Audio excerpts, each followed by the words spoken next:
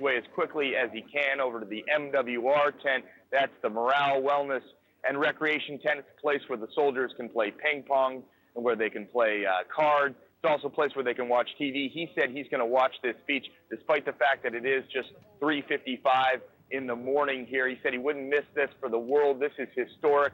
This, he says, means they're going to be going to war. And he says that's a good thing because there are a lot of soldiers spread throughout the desert that want to get this over as quickly as possible so they can get back home. Now, what would the 101st do should there be military action in Iraq? Well, the 101st Airborne specializes in air assault. Air assault means you move soldiers forward on the battlefield using helicopters.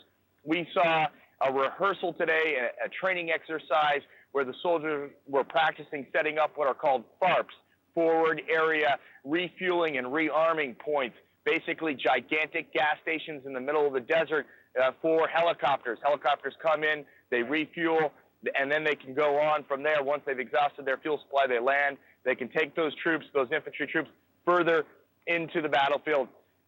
But another telling sign of what the soldiers might be asked to do should there be military action in Iraq. Back to you. Ryan Chilcote with the 101st Airborne. Thanks, Ryan, very much. And Judy and Aaron, Christian and I are going to be standing by here waiting like the rest of the world to hear precisely what President Bush will say in the coming moments. Aaron and Judy? Well, thank you. You won't have to wait long. We're 2 minutes, a little less than that away from the president's speech. There is, in our view, I guess, no more serious moment than the one we are about to enter. The country standing on the very edge of war. And John King, our senior White House correspondent, who is at the White House tonight. John, this president has a lot riding, not so much on the speech, but on the military action that comes after it. Well, Judy, the president putting his presidency on the line here in a defining moment, as we are just about a minute away. We are told the president will tell Saddam Hussein he has 48 hours to leave power. Senior administration officials telling us that war could begin any time after that deadline lapses on Wednesday night, and that Mr. Bush would deliver an Oval Office address shortly after he gave the orders to send any U.S. troops into combat. We also are told Mr. Bush will take a small portion of his speech tonight, expected to run about 15 minutes, to directly address the Iraqi people, telling them that when Saddam Hussein is removed from power, they will be part of a vibrant new nation, a nation Mr. Bush will say can be a rich and well-contributing member of the international community. The president, we are told, will voice his frustration that he could not get the support of the United Nations Security Council at this moment, but he will also say that he believes he has authority under international law to go forward with a military confrontation that could begin as early as Wednesday night. You may hear some whistling and protesting here, a small group, perhaps 24 protesters outside the White House gates as Mr. Bush prepares to tell the American people war could be just 2 days away. Judy, Aaron. A remarkable moment in international affairs. The president, Aaron, defying much of the world to go and push ahead with this military move. For all the talk that has come, the talk that is about to happen is the talk that matters. The President of the United States about to tell the country and the world that we are on the edge of war. My fellow citizens, events in Iraq have now reached the final days of decision. For more than a decade, the United States and other nations have pursued patient and honorable efforts to disarm the Iraqi regime without war. That regime pledged to reveal and destroy all its weapons of mass destruction as a condition for ending the Persian Gulf War in 1991. Since then, the world has engaged in 12 years of diplomacy. We have passed more than a dozen resolutions in the United Nations Security Council. We have sent hundreds of weapons inspectors to oversee the disarmament of Iraq. Our good faith has not been returned. The Iraqi regime has used diplomacy as a ploy to gain time and advantage. It has uniformly defied Security Council resolutions demanding full disarmament. Over the years, UN weapon inspectors have been threatened by Iraqi officials, electronically bugged, and systematically deceived. Peaceful efforts to disarm the Iraqi regime have failed again and again because we are not dealing with peaceful men. Intelligence gathered by this and other governments leaves no doubt that the Iraqi regime continues to possess and conceal some of the most lethal weapons ever devised. This regime has already used weapons of mass destruction against Iraq's neighbors and against Iraq's people. The regime has a history of reckless aggression in the Middle East. It has a deep hatred of America and our friends, and it has aided, trained, and harbored terrorists, including operatives of al-Qaeda. The danger is clear. Using chemical, biological, or one-day nuclear weapons obtained with the help of Iraq, the terrorists could fulfill their stated ambitions and kill thousands or hundreds of thousands of innocent people in our country or any other. The United States and other nations did nothing to deserve or invite this threat, but we will do everything to defeat it. Instead of drifting along toward tragedy, we will set a course toward safety. Before the day of horror can come, before it is too late to act, this danger will be removed.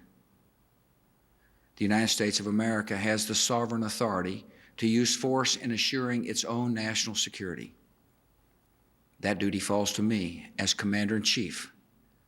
By the oath I have sworn, by the oath I will keep. Recognizing the threat to our country, the United States Congress voted overwhelmingly last year to support the use of force against Iraq.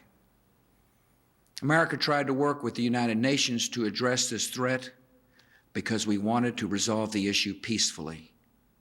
We believe in the mission of the United Nations. One reason the UN was founded after the Second World War was to confront aggressive dictators actively and early, before they can attack the innocent and destroy the peace. In the case of Iraq, the Security Council did act in the early 1990s. Under resolutions 678 and 687, both still in effect, the United States and our allies are authorized to use force in ridding Iraq of weapons of mass destruction. This is not a question of authority. It is a question of will. Last September, I went to the UN General Assembly and urged the nations of the world to unite and bring an end to this danger. On November 8th, the Security Council unanimously passed Resolution 1441, finding Iraq in material breach of its obligations and vowing serious consequences if Iraq did not fully and immediately disarm. Today, no nation can possibly claim that Iraq has disarmed, and it will not disarm so long as Saddam Hussein holds power.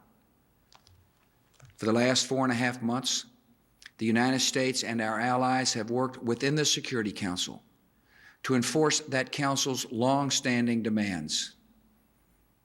Yet some permanent members of the Security Council have publicly announced they will veto any resolution that compels the disarmament of Iraq.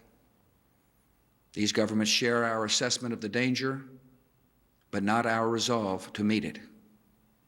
Many nations, however, do have the resolve and fortitude to act against this threat to peace. And a broad coalition is now gathering to enforce the just demands of the world. The United Nations Security Council has not lived up to its responsibilities, so we will rise to ours.